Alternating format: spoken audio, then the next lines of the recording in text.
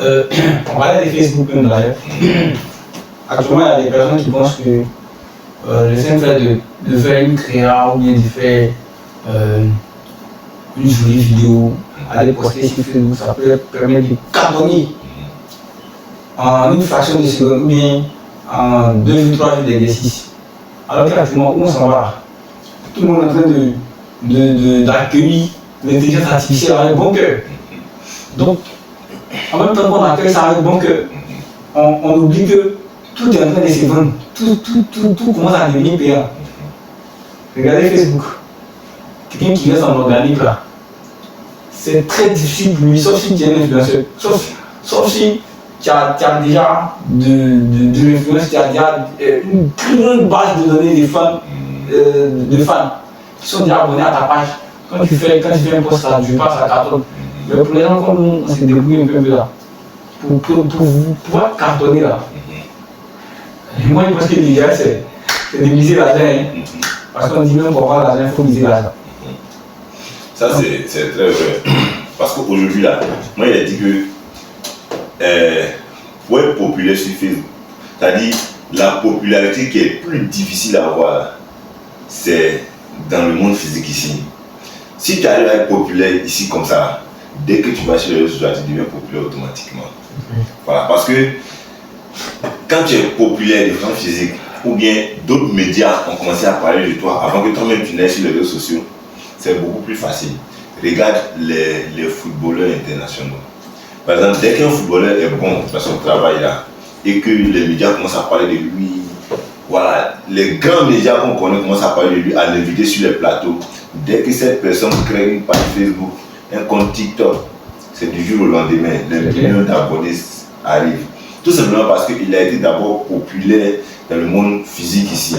Mais si tu commences tout en ligne, tu peux devenir populaire, mais ça demande un vrai travail de fond.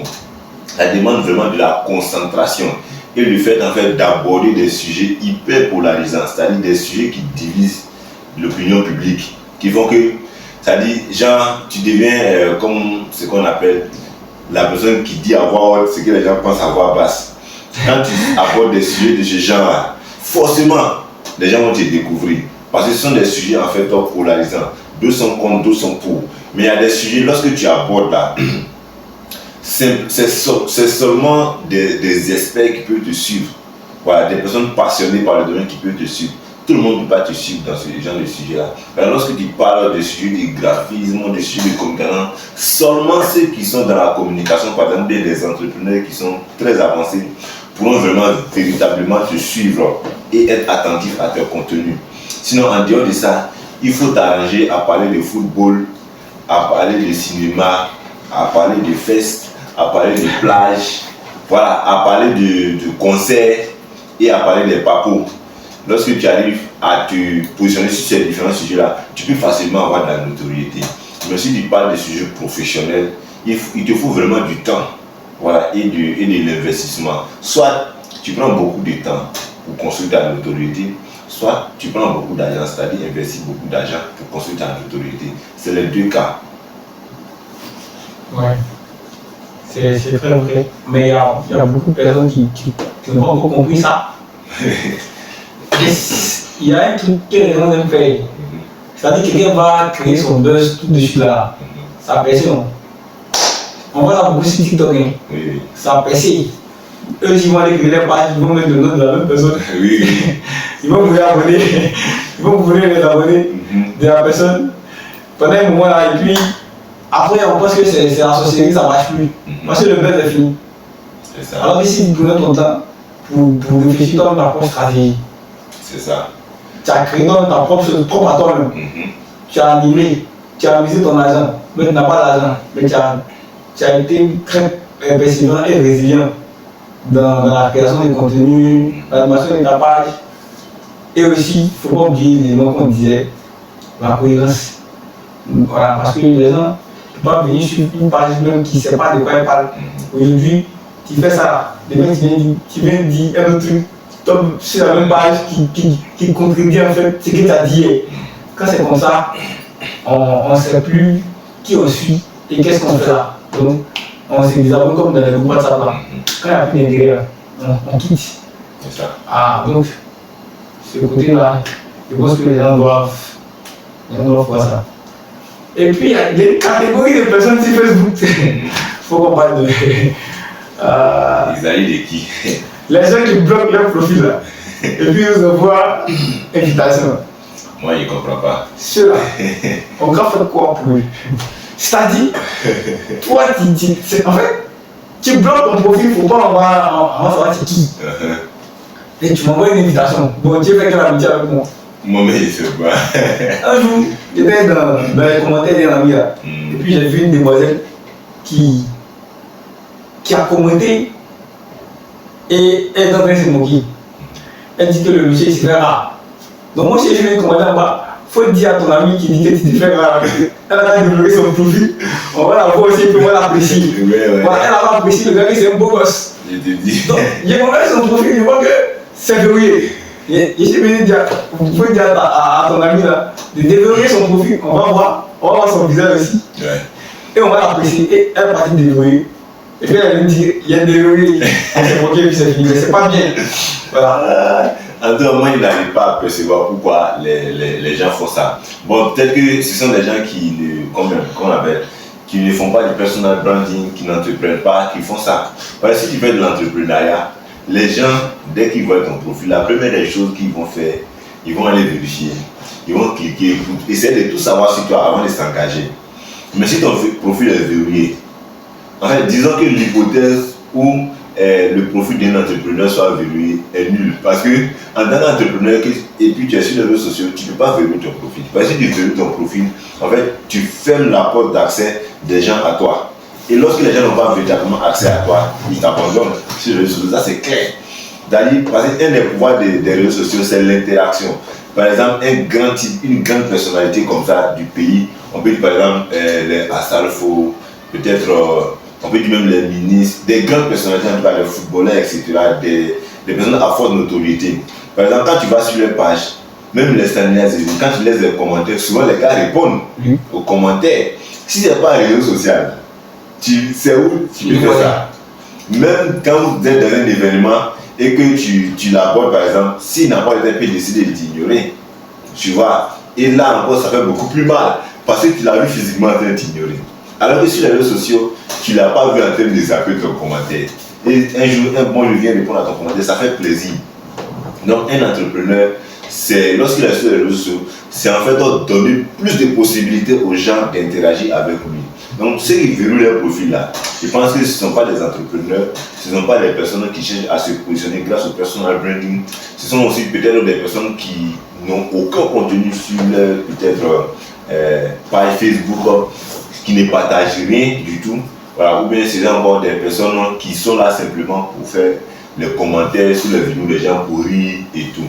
À part ça, ils ont créé leur page pour rien, sans objectif intéressant en fait. J'ai une fois entendu quelque part que d'abord il y a revenir sur le fait si je peux vous dire ici. Normalement on ne doit pas seulement se limiter aux entrepreneurs et puis aux créateurs de contenu. Mais il y a un aspect pour les personnes qui cherchent à s'insérer professionnellement. Par exemple, pour un étudiant qui en fait des cycles, qui postule à des opportunités, c'est normal qu'un recruteur demande les liens des réseaux. Parfois on voit ça même beaucoup, même on voit ça. On va aller checker voir qui tu es. Parfois même on ne te demande même pas. On ne demande même pas à la personne. C'est comment il faut donner bien ton profil. Le nom que vous avez donné là, on tape les références là. Souvent on prend ton numéro de téléphone, on cherche. Quand on trouve que le nom qu'on a vu ici là, c'est peut-être Titan Maison de la guitare. Le boucantier. Moi je dirais, c'est pas noir. Le requin. Bon, quand on voit tout ça, il y a cassure de communication dans l'esprit. Oui. Même si vous avez réussi à l'entretenir à 100%, il y a cassure de communication. Donc, les gens doivent voir ça sur ce modèle aussi. Une fois que vous n'êtes pas encore inséré professionnellement, même quand on est inséré, on cherche toujours à monter, à gravir les échelons. Donc, à chaque fois que vous avez pour ambition de grandir professionnellement, vous devez avoir votre page Facebook publiée. C'est très très dangereux. Et il y en a parfois des excuses du genre, surtout souvent c'est les jeunes filles là. Mon chéri m'a interdit Facebook. Donc la seule raison pour qu'il puisse laisser Facebook, c'est de violer mon profil. Elle est là. Elle commande tous les gens. Et à cause de son chéri, on ne peut pas voir son visage. Alors que nous tous, on n'est pas venus pour voir ton visage toute la vie. Mais le seul fait de te voir en train de communiquer sur toi, ta personne, tes activités que tu fais, tu entreprends. Par exemple, des journées, j'ai participé à telle formation, tu viens, tu fais un script, tu postes. Parfois même ça peut t'ouvrir des portes, mais sans toi-même tu passes à l'action. On vient, on utilise ton profil, voici telle personne qui aime bien qui a un bon branding. Sans même que toi-même tu saches que tu as un bon branding. Quelqu'un sait que tu as un bon branding. Toi tu me faut cette personne-là dans mon équipe. Après te contacter pour t'offrir un contrat de 2 millions. Ça c'est clair. Pour une contrat. Maintenant, ils mettent dans affaire il y a bloqué, mais si c'est pas mon chéri, c'est ma chérie qui a dit. Ou bien maman m'a interdit. Moi t'interdit, il faut rester chez toi. Faut pas venir sur Facebook. Faut pas venir sur Facebook. En tout cas, tous ceux qui ont envoyé une invitation, et puis dès qu'on a verrouillé, ils te bloquent. Et puis ils t'envoient un message inbox si tu n'as pas apprécié. Moi j'ai déjà reçu beaucoup d'invitations de personnes avec le profil verrouillé. Ils ont tout supprimé. Peut-être tu ne veux pas vouloir avoir accès à moi, moi je n'ai pas accès à toi. C'est impossible en fait. C'est comme les vieux pères où en fait ils savent que tu as une compétence comme ça qui peut les aider. Ils t'appellent et puis ils profitent de tes compétences et puis après toi tu ne peux pas profiter de la liste est fermée. Là où tu sens qu'eux peuvent faire des choses là mais ils ne font pas. C'est le même système là qui est là. Tu vois. Il faudrait que les gens comprennent ça. Le branding, le personal branding, c'est très très important. C'est très très important. C'est un sujet que j'aime beaucoup. Ouais, j'adore. Moi, je me dis que, en tout cas sur les réseaux sociaux, on a tous la possibilité en fait de pouvoir grandir. Voilà. Mais seulement que on peut peut-être se mettre en équipe ou bien travailler ensemble pour grandir. Mais c'est ça aussi le bas blessé, c'est là toute la difficulté, le grand challenge. Par exemple, imagine que nous, par exemple, on est 15 jeunes, nous tous on est dans l'entrepreneuriat, on essaie de se débrouiller, on se cherche. Mais le fait de faire des efforts individuels séparés là, c'est extrêmement très faible. C'est un sujet aussi que moi j'affectionne parce que j'ai trop expérimenté les fois où le fait de s'engager tous seul dans les efforts individuels peut donner des résultats très très très lentement. Par exemple, on est 15, on est 20, on est 30. Et chacun s'engage en fait à créer de l'engagement auprès sur le contenu d'une personne. Tu vois. Donc, une personne parmi les 15 ou parmi les 25 a posté un contenu.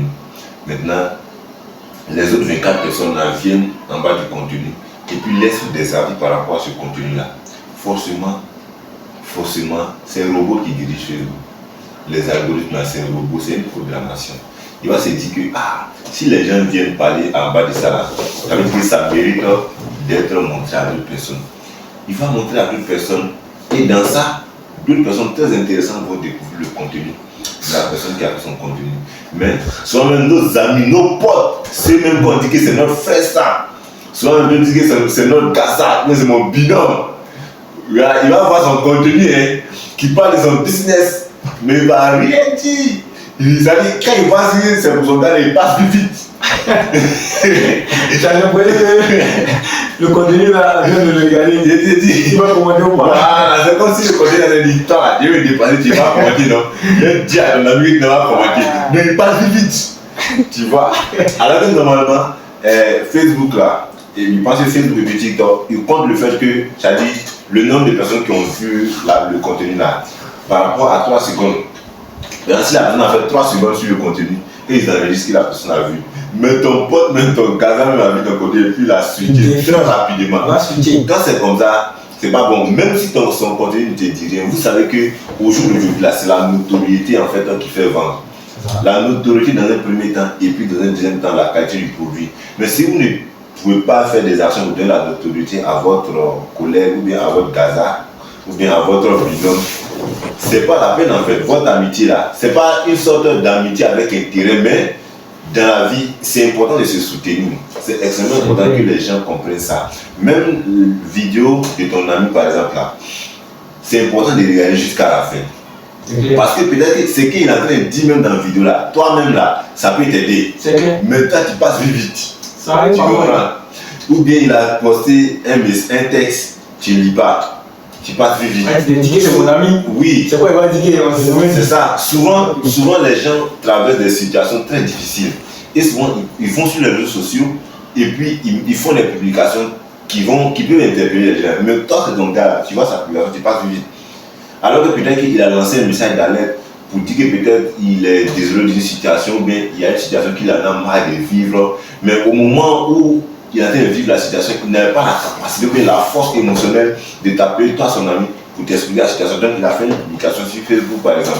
On voit ça beaucoup sur TikTok, sur WhatsApp, des gens font des statuts par rapport à leur état émotionnel et les gens entrent en contact avec eux. Ça se passe aussi sur Facebook. C'est pourquoi c'est important.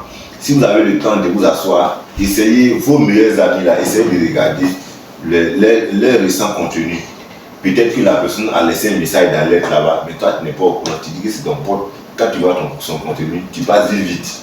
C'est pas bon. Ça dépasse même l'aspect même professionnel. Ça rentre même dans l'aspect personnel. C'est extrêmement important. Ça peut te permettre de comprendre l'état d'esprit de ton ami, c'est où il est en train de partir, à quoi il pense actuellement.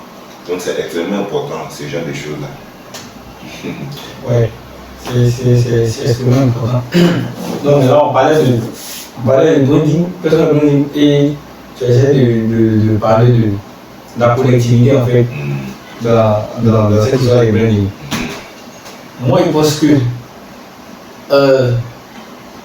même si, bon, quand moi, je veux plus comme ça appuie sur le personal branding, c'est-à-dire l'aspect de se faire une identité unique sur les réseaux. Comme je disais la dernière fois, par exemple, Platini Naka, ou bien quand tu entends des appels vidéo net, dans ton esprit là, c'est ce qu'il y a dans les vidéos. Quand tu entends Platini Naka, il a fait telle vidéo, dans ton mindset là, c'est qu'il y a dans les vidéos. Ouais, c'est même pareil pour nos influenceurs encore du ici. Quand Bassa finit de jouer, quand tu entends, c'est quand on a fait truc, le gosse qui a fait, c'est que ça, c'est parler de ballon. Donc on te connaît, on te pointe une identité que toi-même, tu t'es infligé en fait. Et c'est ça. Tu peux pas être là, tu es dispersé, on ne sait pas de quel sujet tu parles juste. Et ça prend en compte beaucoup d'éléments. Le personal branding, c'est en fait une thématique qui est très très très large. Mais quand on décide de soigner son branding sur les réseaux, comme je le disais la dernière fois, il faut d'abord soigner l'image même de la page. C'est très très important. Et après ça, je pense qu'après avoir fait les configurations de page de couverture, photos de profil, description de la biographie, des coordonnées, tout, les boutons d'action, tout ça, il faut maintenant avoir une niche claire. C'est parce qu'on parle de cohérence. On a savoir quand tu sors là, de quoi tu parles. Dès qu'il est assis de mon téléphone, il y a une notification, on dit Maman Aboubacar, il sait que je ne vais pas parler de communication. Du coup, je vais regarder. C'est comme parfois, tu as le besoin en fait de louer une maison, un appartement. Et tu as abonné à la page de toutes les agences immobilières. À chaque fois, tu vas recevoir une notification. Mais, même si tu es occupé comment, à tout moment, tu as besoin de la maison. Comme lui, c'est son domaine, et il ne fait que parler de ça. Tu sais que motivation qui est reçue là, c'est peut-être une maison qu'ils ont construite. Donc si elle ne dépêche pas, quelqu'un doit voir, tu vas être plein. Donc, même si tu es occupé comme moi, tu prends ton temps pour aller cliquer, aller regarder. Si ça t'intéresse pas, tu bloques. Mais si ça t'intéresse à la minute, tu appelles. Si tu faisais la maison, là, il faut que tu. C'est ça. Tu vois? C'est ça. Donc, pour une personne qui veut vraiment avoir une image très professionnelle, je pense que ce n'est pas la magie, c'est pas la société aussi. C'est un ensemble d'actions très claires. Il ne s'agit pas de venir créer une page et puis prendre de gros costumes, venir s'arrêter, oui, moi je suis frais, je suis beau, ouais, voilà compris. Mais quoi? Qu'est-ce que tu offres aux personnes qui viennent te suivre là? Est-ce que c'est ton visage qu'on a été réalisé? Non. Tu vois? Même les marines qu'on a dit qu'on a appris ça actuellement, c'est à travers de nombreuses actions qu'elles ont posées. Oui. Elle a bataillé, elle a fait des répétitions de dingue, des nuits blanches pour venir sortir à la télévision. Oui. Et puis elle a fait des scènes pas possibles pour plaire aux gens. Aux gens l'apprécient. Même quand elle porte petit truc, on dit ta gueule. Mais toi, C'est ça. toi tu viens, tu investis 1 million en costume, tu viens, tu as du poste joli costume. Tu vois, c'est ça qu'on appelle, c'est ça qu'on appelle quelqu'un qui est professionnel. Et puis qui parle de rien. Oui. Et on parlait de ça. Même si vous n'avez rien, si vous n'avez pas d'argent, votre photo professionnelle, votre photo de couverture, mais si c'est pour mettre 30 000 pour faire une photo shooting, oui, mais là, c'est très important. C'est très très important. C'est très important. Et après ça, toutes les images, tous les contenus que vous allez poster doivent être cohérents. C'est-à-dire, on doit sentir que. On doit même avoir envie de venir regarder vos contenus. Ça va donner envie. Parce que quand on vient ici, là, tout est à sa place. Ouais. En tout cas, moi, j'ai donné une formation récemment sur personal branding. Moi, j'ai représenté le personal branding comme un client. En haut, il y a vous. C'est-à-dire vous, la personne. Sur le côté gauche, il y a votre passion, le domaine dans lequel vous exercez, le sujet que vous abordez. Et puis, il y a la communication. La communication implique les médias, c'est-à-dire les canaux que vous utilisez, et puis votre manière de diffuser le message. Il y a plusieurs personnes qui parlent de finances, vous comprenez.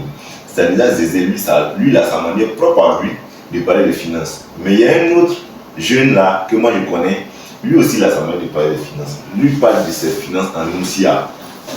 Il dit champion, tu as fini de barao, tu as ton jet, si tu rentres à la maison, il donne des explications et ça s'adresse à des personnes jeunes, un Ousia qui est bien approprié à la Côte d'Ivoire. Donc, c'est-à-dire la communication.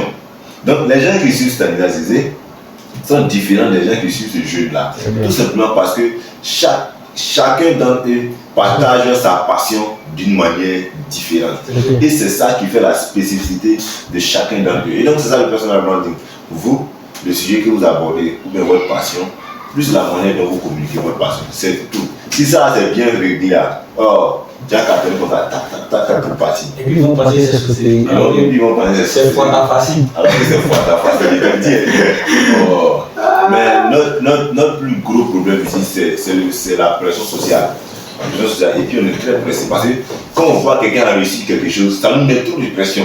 Et puis aussi notre environnement aussi contribue à cette pression-là. Tu vois, telle personne qui est comme toi, là, il a fait ça. Telle personne qui est comme toi, il a fait ça. Tu ne peux pas être, comment on appelle ça, insensible. Tu ne peux pas ne pas être affecté par ce genre de commentaires, par ce genre d'environnement-là. Parce que ça te met une pression qui fait que toi aussi tu es pressé d'avoir le même résultat, surtout quand tu es dans le même domaine qu'avec la personne dont on parle. Donc ça te donne une pression qui fait que toi-même là, tu as envie forcément d'arriver à ce niveau-là et beaucoup plus vite parce que tu es fait taire les gens. Tu vois, donc cette pression a fait que souvent les jeunes que nous sommes, on commet beaucoup d'erreurs parce qu'on est pressé et on n'arrive pas à construire sur des bases solides. Et ça, moi j'aimerais en fait lancer un message aux personnes qui sont dans nos différents environnements d'arrêter de mettre pression sur les gens. Parce que souvent, toi-même, tu as envie de bien faire ta chose. Tu as envie de vraiment construire sur des bases solides. Mais tous les commentaires qui sont autour de toi, tous les gens qui te disent non, tu vois, les jeunes comme toi, il a fait ça. Tu vois, telle autre personne, il a fait ça. Tu vois, telle autre personne, il a fait ça. Ou bien des personnes proches de toi qui peuvent te contacter. Tu dis, mais toi-même là, c'est comme ça. C'est sorti. Oh, toi-même, tu travailles, mais on ne voit pas l'argent. Tout ça, ce sont des pressions. Je te garantis qu'il y a une certaine pression. Quand tu n'as pas ça là, tu peux devenir excellent dans ton domaine. Mais quand tu as cette pression-là, tu ne peux pas devenir excellent dans ton domaine. Parce que tu veux vite avoir des résultats. Et le fait de vouloir vite avoir des résultats, c'est un piège aussi. Tu comprends? Et le fait de vite avoir des résultats, même quand il y a des innovations que tu peux utiliser pour vite avoir tes résultats là, ces innovations aussi là, tu risques de mal les implémenter. Vraiment, c'est une problématique aussi que moi je trouve que c'est extrêmement important d'aborder parce que la pression sociale qu'on a aujourd'hui est énorme. Ça vient de partout, ça vient des réseaux sociaux, ça vient de notre environnement proche, ça vient des amis, ça vient de ce qu'on regarde dans la télévision, ça vient de partout. Il faut qu'on puisse avoir un esprit vraiment fort, pouvoir vraiment nous concentrer sur le domaine qu'on a choisi et pouvoir opérer en fait de l'innovation dans ce domaine-là pour permettre au monde qui nous entoure d'avoir un impact intéressant par rapport au domaine qu'on a choisi. Vraiment, ça, c'est un sujet qui est extrêmement important. Comme nous, on fait la communication, nous, on souhaite vraiment pouvoir avoir tout ce qu'il y a comme éléments stratégiques, de connaissances, tout ce qui est bon pour pouvoir offrir des prestations de qualité à nos différents clients et pour leur permettre en fait d'avoir des résultats qu'on les a promis d'avoir. C'est extrêmement important. Donc, c'est un sujet que j'aborde souvent aussi dans une vidéo et j'aimerais aussi que les gens prennent attention à ça parce que c'est extrêmement important. Ouais, effectivement, il faut revenir à ce point-là. J'avais dit comme ça que ce sujet-là, ce sujet de pression sociale-là, c'est une décision personnelle. Voilà. Peu importe ce qu'on va faire, les gens vont critiquer à la manière. C'est ça, non? Oui. Peu importe ce que tu vas faire, ils vont critiquer à la manière. Il faut prendre l'exemple sur les entraîneurs de football là. Quand tu pèses, tu cartonnes, c'est quand ton équipe gagne là, on te prend, tu as toute la gloire du monde entier. Mais le jour où ils vont te mater, Ouais. même si c'est un petit match nul, il faut qu'on a bourré. Ouais. Le jour où tu as pris 1-0 là, tu n'as pas la rigolette. C'est gâté. Vas-y, tu voyais. Si tu veux là, faut prendre les profils enchaînés, les saisons là, faut monter les profils là. 5 saisons, 6e saison là, si tu as perdu là, ils vont dire que tu dois partir. 5e saison, ils vont te shit. Donc c'est comme ça. Revenons à notre cas, notre milieu social. Et quand tu fais un truc, et que ce qu'on appelle la pression sociale, c'est les gens qui sont nous entourent, c'est qu'on voit sur les réseaux sociaux, tout ça. Moi je dis que une personne qui sait doit dire. Parfois on arrive même à affronter nos parents pour des questions de couple. Vous voulez pas, ouais, c'est mon choix. Ouais. Maintenant pourquoi pour arrêter notre propre vie là, on ne peut pas s'opposer, on peut pas être limité aussi. Parce que là c'est compliqué. Le foyer là, où tu as donné une idée pour aller partir là, rien n'est sûr que c'est garanti à 100%. Mais pour quelqu'un qui a une vision future, pour nous sa propre vie là, pour se prendre en charge et prendre en charge ses parents, on a vu beaucoup d'exemples ici. Il y a des gens, quand ils décident de se lancer là, ses parents ne lui font pas confiance. On dit, tiens, ce que tu as fait là, nous on t'a dit on n'aime pas, mais tu es dedans. Quand ça va prendre là, c'est même parents là qui s'assoient, il a un enfant. Oui, je suis fier de lui. Donc moi je pense que cette affaire là, c'est une décision personnelle. Voilà. Parce que quand on sait d'où on vient et on sait où on doit aller, il y a un certain type de pression qu'on ne doit pas se mettre. Voilà. Prenons par exemple le cas de quelqu'un qui a des idées, mais qui n'a pas d'argent. Tu vas mettre tes moyens de bord. Quand c'est gardé là, tu réfléchis toi. Tu vas chercher encore plus, tu reviens. C'est ça qu'on appelle la résilience aussi. Ouais. C'est pas parce que On a dit que si tu n'as pas telle somme, tu ne peux pas faire. Que toi, tu n'as pas essayé. Peut-être en essayant là, Dieu va créer une situation là. Et puis ça fait boum. Les mêmes personnes qui ont dit que ça n'était pas possible là. Ils seront étonnés et puis on dit que ça fait la société. Alors que le simple fait de vouloir essayer, malgré que tu sais qu'il n'est pas encore réellement prêt, comme les gens veulent, mais tu as essayé. Dieu fait une situation et puis ça prend. Tu vois, si tu ne sais pas, si tu fais ton côté, tu écoutes ces mêmes personnes-là. Donc, ces mêmes personnes encore qui diront que telle personne même là, elle est comme ça. Les mêmes personnes vont te conseiller de ne pas faire. Mais si tu fais, c'est dangereux. Mais quand tu n'as pas fait aussi, tu vas rester là, eux ils vont aller faire. Et c'est ça aussi. Souvent, on dit faites ce qui est dit, ne fais pas ce qu'il fait. ne faites pas ce qui est fait. Il va te dire ça, il ne faut pas faire. Mais en bas là, tu as le même si c'est fait. Mais c'est ce qu'il a fait. Donc, moi je pense que il y a des personnes on ne doit pas se mettre. C'est pas parce que tu es né d'une famille qui n'est pas aisée. Donc tu as te dit que non, c'est de telle personne là, mais bon, aujourd'hui là, un enfant qui se démène pour faire sortir sa famille de la pauvreté, c'est une fierté pour toute une génération. Ouais.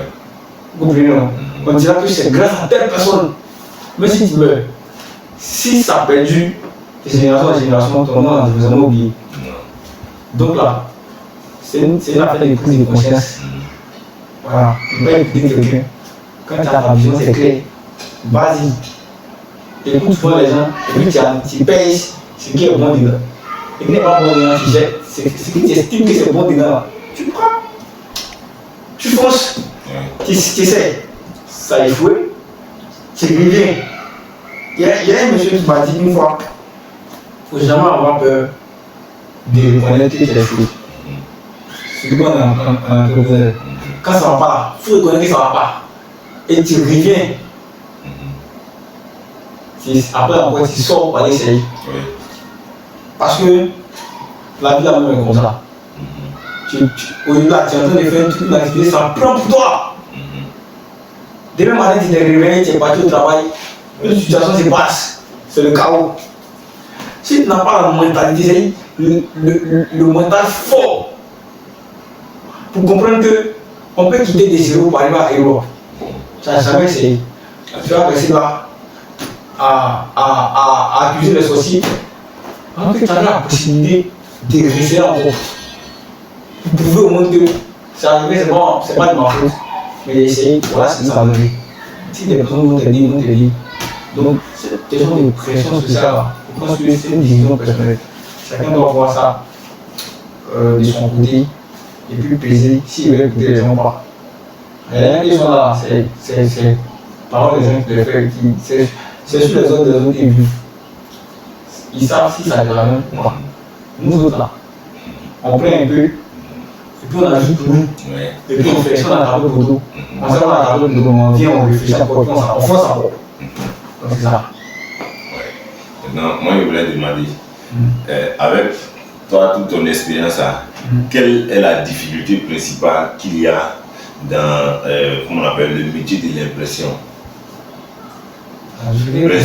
L'impression des supports de communication. La difficulté principale. Bon, la difficulté principale là, c'est pour un nouveau, pour une nouvelle personne qui vient dans le domaine là, si tu n'es pas assez outillé, ça sera très difficile pour toi si tu dois conduire par moment sur la sous-traitance. Ça sera très difficile. Parce que tu peux venir sur le marché. Et c'est ce qu'il disait plus à mes collaborateurs.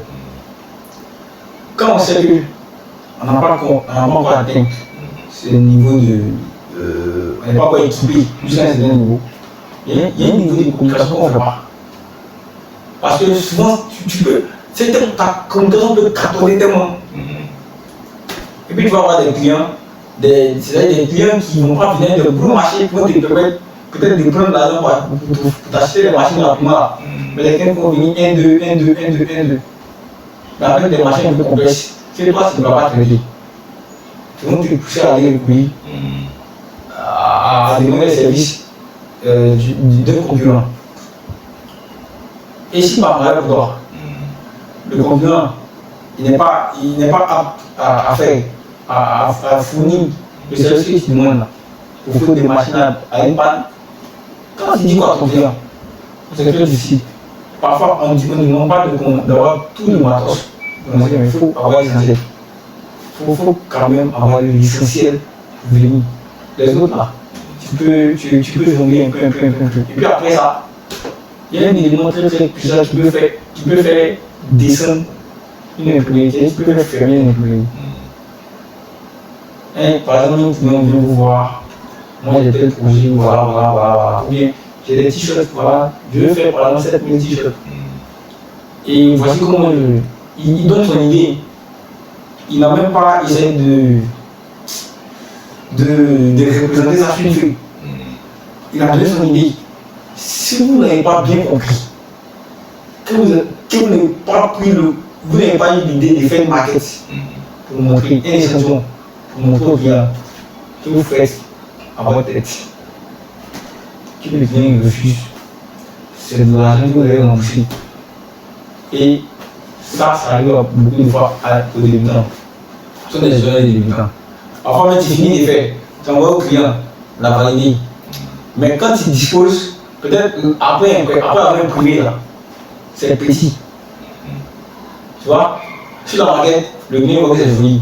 Mais après avoir imprimé, c'est précis. Si tu oublies de montrer au client que voici le rendu final, voici un échantillon. C'est-à-dire quand on vient, voilà ça, il a vu, je n'ai pas vu où il a fini qu'on voit. Il a dit, ah ok, c'est bon. Quand tu vas trouver un problème, il n'y aura pas de problème. Mais si par erreur, tu dis, comme il a validé la maquette c'est à travers l'écran. Alors qu'une échantillon, il voit ça physiquement. Quand là, il dit oui, que tu imprimes, qu'il y a un problème après, là c'est lui qui endosse la validité. Mais quand tu dis, on ne voit pas, le gars est libre, tu dis qu'il ne veut pas. Mais échantillon là, le fait d'imprimer un échantillon là, c'est pas des pertes d'argent. Oui, à moi ce sont des pertes d'argent. Mais bon, ça dépend aussi. Ce sont des sacrifices qu'on fait dans le domaine. Voilà. Il y a par exemple, c'est pas dans tous les services, par exemple un client qui veut un t-shirt. Tu peux faire une échantillon. Parce que l'échantillon pour un seul t-shirt, là c'est vraiment pas normal. Mais pour une dizaine de t-shirts, tu peux quand même sacrifier un. Montrer au client. Et parfois même, le coût de l'échantillon là, parce que quelqu'un qui met, tu ajoutes le coût de l'échantillon dedans. Sans même te dire, j'ai dedans. Ça va savoir. Donc, souvent ce sont des pertes. Souvent, ils prennent, nous on prend notre argent, on fait l'échantillon, on donne au client, on lui montre. Quand c'est bon, on finit, on donne. Mais si l'échantillon là, souvent il y a des erreurs. Il va venir là et dire non, ici la comme ça. Mais si tu n'as pas eu l'idée de faire ça, que tu as tiré sur moi, tu as imprimé peut-être les 7000 t-shirts, que les gens te disent qu'on ne veut pas. Tu vas rembourser tout cet argent là. Et ces t-shirts là, tu ne pourras plus les utiliser encore. Donc, ce sont des erreurs, mais pas des difficultés, mais ce sont des erreurs à ne pas faire. Parce que ça peut faire fermer une entreprise. Mais, voilà. Tu vois. Maintenant, d'après toi, là, comment une entreprise de communication ou bien d'imprimerie, de communication et d'imprimerie, c'est à peu près le même grand domaine de communication. Voilà. Comment les différentes entreprises qui sont dans ce domaine-là peuvent faire leur communication, puisqu'ils sont là pour permettre aux autres de faire leur communication aussi. Comment ils peuvent faire leur communication de façon efficace, puisque ces entreprises aussi sont là pour aider les autres à faire leur communication. Sinon, moi, quand on dit, c'est ce qu'on disait là, qu'on appelle, quand on fait la communication, il faut être cohérent. Voilà. Je prends par exemple une page d'une imprimerie, ou bien d'une agence de communication qui, on dit on parle de communication, et les supports qu'on poste là-bas ne sont pas des supports de qualité, et qui n'ont rien à voir avec le domaine d'activité dans lequel on appelle. On exerce. Quand c'est comme ça, les gens ne peuvent pas vous faire confiance. De vous donner le truc. Ou bien, souvent on voit ça sur Facebook, c'est pas pour lui. Souvent on voit ça sur les réseaux. Quelqu'un écrit une jolie affiche là, genre une vilaine affiche. Et puis il dit, je vous aide à créer des affiches pro. Alors que nous-mêmes, son affiche, il dit c'est pro là. Ça te fait rire. Donc quand toi, tu viens sur la page d'un gars comme ça, ça ne te donne même pas l'envie de venir confier ta communication à gérer. Ça ne te donne pas l'envie de venir donner ton budget, même à 5 000 francs raflés. Oui. Donc, pour une imprimerie par exemple, ou pour une agence de communication, je pense que tu connais déjà ton champ d'action. Donc, tu crées des contenus, vidéos, textes, images, de manière cohérente. Tu viens avec, tu partages avec ta cible.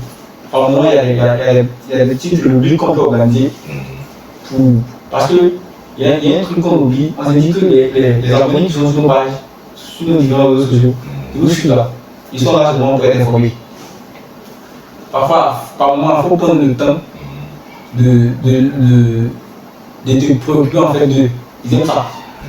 Et le fait de se préoccuper, c'est pas de venir dire bon week-end. C'est de créer parfois des rubriques où ils vont profiter, ou peut-être, ou parfois eux-mêmes ils vont se sentir considérés, ils vont même les boîtes à suggestions, on peut faire ça souvent en ligne.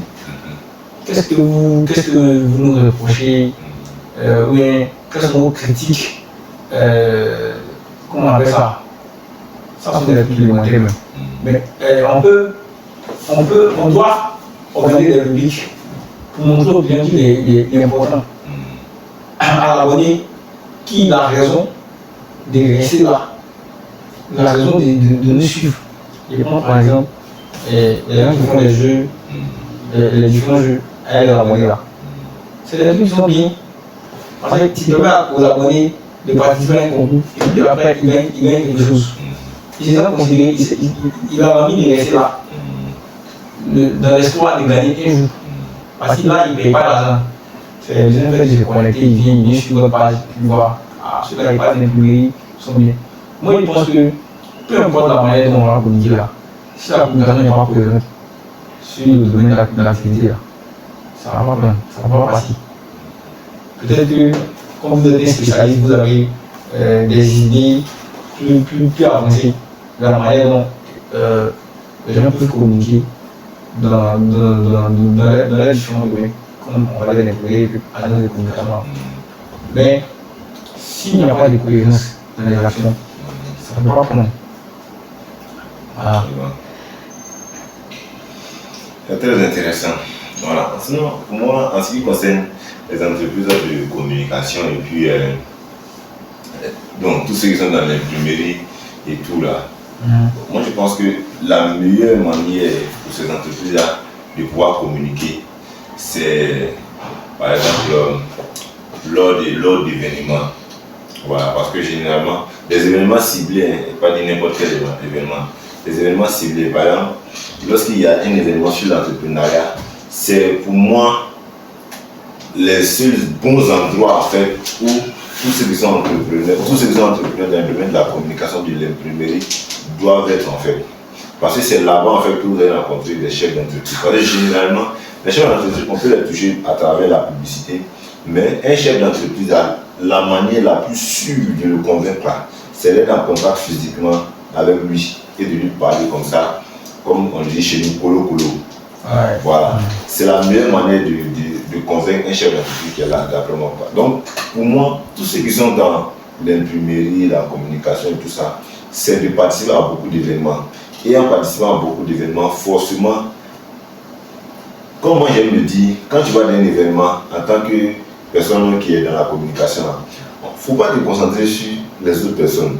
Il faut te concentrer par exemple sur le PCO de l'événement, l'acteur principal de l'événement, les partenaires de l'événement. Il faut te concentrer sur ceux-là. Le reste là, après ils vont te découvrir. Donc quand tu te concentres sur ces personnes-là, tu cherches à entrer en contact avec le maximum ou bien les plus influents de cet événement-là. Et tu leur parles. Le plus intéressant, c'est de pouvoir leur faire des cadeaux. La meilleure manière de convaincre chez l'entreprise, c'est cadeau. Ce n'est pas les gens des cadeaux comme les grands consommateurs où on leur donne des produits à consommer et tout. Mais pour un entrepreneur, c'est symbolique. Voilà, c'est juste symbolique. Donc, par rapport à ton domaine d'activité, tu lui fais un cadeau très intéressant. Et puis, tu prends rendez-vous avec lui, tu lui parles, etc. La meilleure manière de prendre rendez-vous avec un chef d'entreprise, c'est pas d'aller dans son bureau, tout ça. Il faut l'inviter. Pour mieux convertir un chef d'entreprise, ceux qui sont dans la communication, c'est en plusieurs phases. Tu vas pas entendre qu'on a dit, bon monsieur, bonjour, moi je suis dans la communication, si tu as besoin d'impression, il faut me faire signe, voilà. Non, pour moi, tu entres en contact avec lui, tu gardes le contact, tu échanges un peu avec lui. Si tu as la possibilité même, tu vas dans son entreprise, tu vas peut-être son produit, tu achètes un, etc. Et puis tu viens chez toi, tout, tu gardes le contact, tu fais un mois de contact, tu ne te presses pas. Tu fais un mois de contact, d'échange avec lui, tout. Tu vois, et puis après tu dis, ah, comme aujourd'hui c'est dimanche, mais comme aujourd'hui c'est samedi, je voulais voir ton programme, ou bien en semaine, et bon, la semaine prochaine, en fin de semaine, je voulais voir ton programme pour que voilà, on puisse sortir un peu, je t'invite dans un endroit là. C'est un endroit très chic, par exemple. Voilà, parce que le travail vraiment, ça me saoule maintenant. Tu vois, et lorsque tu arrives avec lui là-bas, peut-être que tu peux lui envoyer un cadeau par rapport à ton entreprise. Si toi tu es dans l'imprimerie, tu viens avec quoi, comme on appelle, une tasse très jolie à l'effigie de lui-même son entreprise, ou bien à l'effigie de son nom. Et puis tu viens, vous échangez, tu dis, ah bon, comme ça fait longtemps qu'on se connaît là, je sais que toi tu es dans tel domaine, toi tu es dans tel domaine, mais moi je suis dans la communication, voici, voilà, je t'ai fait un cadeau, voilà, je pense que chaque matin tu peux boire café dans ça. Et puis tu continues ta route en fait. Et si tu es dans la photographie par exemple, tu lui dis, quand il vient comme là, tu dis, attends, il va profiter de prendre certaines photos, peut-être que ça peut être des souvenirs pour toi. Ou bien quand tu vas dans ton entreprise, par exemple, un jour comme là, tu vas avec ton appareil, tu dis, hey, est-ce que tu me permets de prendre certaines photos pour ton entreprise, c'est cadeau parce que, voilà, il veut vous offrir ça. Et après ça, il ne faut pas le prospecter en fait.